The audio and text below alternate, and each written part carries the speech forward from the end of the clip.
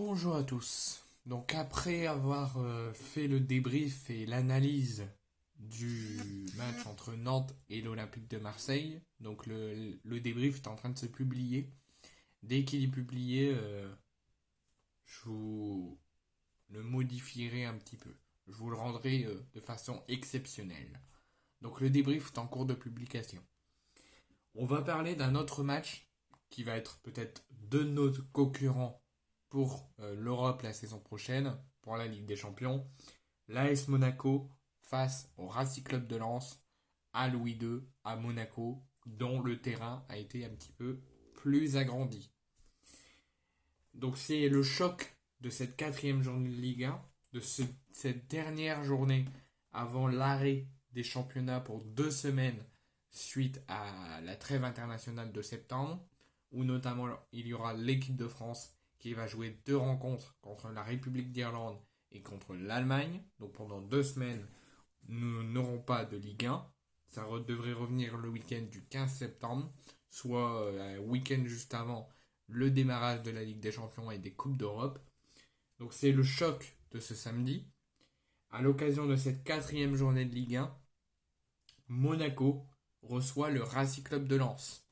Donc comme vous le savez, et on en fera le point dans une de nos prochaines vidéos, le mercato estival pour les clubs français de Ligue 1 est terminé. Et ce week-end, on va découvrir des équipes, des effectifs new look, donc des effectifs renforcés, ou pas d'ailleurs, renforcés, des équipes qui ont changé l'équipe.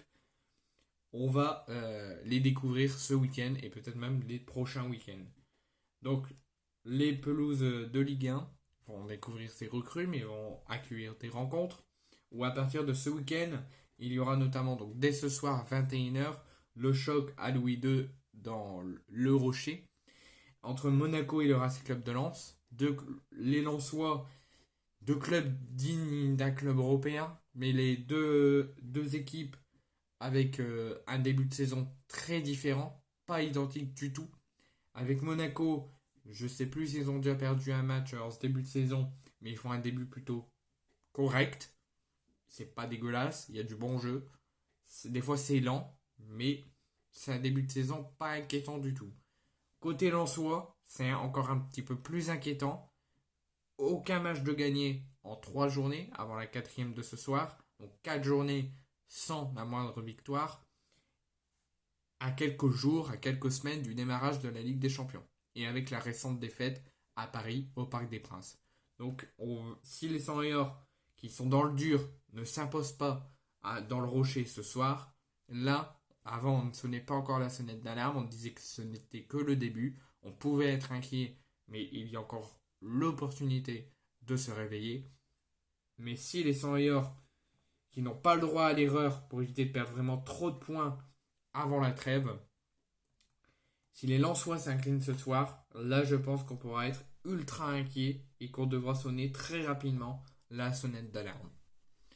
Côté Monaco, donc côté la composition monégasque de Adi Hüttler qui fait lui et son équipe un plutôt début de très bonne saison. Donc victoire à Clermont lors de la première journée, victoire contre Strasbourg et nul arraché à la Beaujoire à Nantes, 3 buts partout. Donc en cas de succès des Monégasques ou même d'un match nul face aux Lensois, donc les hommes d'Adi Hüttler peuvent reprendre la première place de Ligue 1 à l'Olympique de Marseille. Les hommes d'Adi Hüttler, donc l'entraîneur autrichien, va passer dans un 3-4-3 où il devrait mettre Cogne dans les buts, protégé par une défense Singo Zakaria accompagné de Maripane, donc une défense à 3. On devrait avoir dans l'entrejeu Camara et Youssouf Fofana qui devraient occuper le rôle de double pivot avec Vanderson sur les côtés droits et Caio Henrique sur le côté gauche. Et enfin, dans la ligne d'attaque, dans la ligne offensive, on ne devrait pas avoir de changement. On devrait avoir Minamino, l'homme qui est en forme sur ce début de saison, avec en 4 matchs 2 passes décisives et 3 buts, qui devrait être associé au Russe Golovin et à Wissam Ben Yedder à la pointe de l'attaque. L'attaquant français sera sans doute, on aura l'annonce officielle très bientôt même, vers 20h, ou peut-être un petit peu plus, mais en tout cas avant la rencontre. Ben Yedder devrait bel et bien débuter, à la star de la recrue phare de cet été, qui revient en provenance d'Arsenal, Folarin Balogun, qui lui ne devrait pas débuter, qui devrait bien être présent et peut-être jouer ses premières minutes, mais ne devrait pas débuter pour le moment.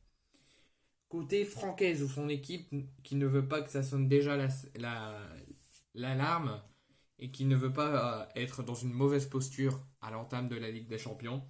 Donc il va falloir très vite se relever. Donc le 11 devrait un petit peu, pas totalement, mais un petit peu ressembler au dernier match lensois, où le capitaine Samba devrait toujours continuer à être dans les cages à la star de Jean-Louis Leca, qui pour moi, j'espère qu'un jour Francaise lui fera confiance.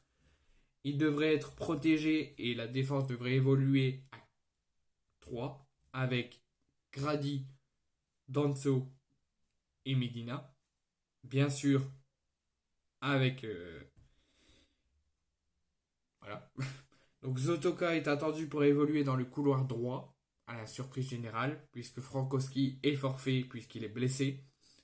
Et Machado devrait tenir sa place à gauche. Donc on devrait avoir une défense à 3 qui devrait protéger Samba avec Grady, Danso, Medina. Et à la surprise générale, à attendre la composition officielle, mais à la surprise générale, on devrait avoir Machado et Zotoka, couloir droit, couloir gauche, en défense. Au milieu, on devrait avoir Diouf et Abdul Samed. Et en attaque, on devrait avoir la paire Fulgini et Adrien Thomasson. Et on devrait avoir, en soutien de Fulgini et Thomasson, la première titularisation de l'ancien Montpellierin, Eli Wahi, la recrue star du mercato, recrutée quasiment comme Vitinha à l'OM, près de 32 millions d'euros, qui devrait connaître sa première titularisation dans le Rocher ce soir à Monaco dans le match, qui peut déjà être le tournant de la saison, voire même très inquiétant.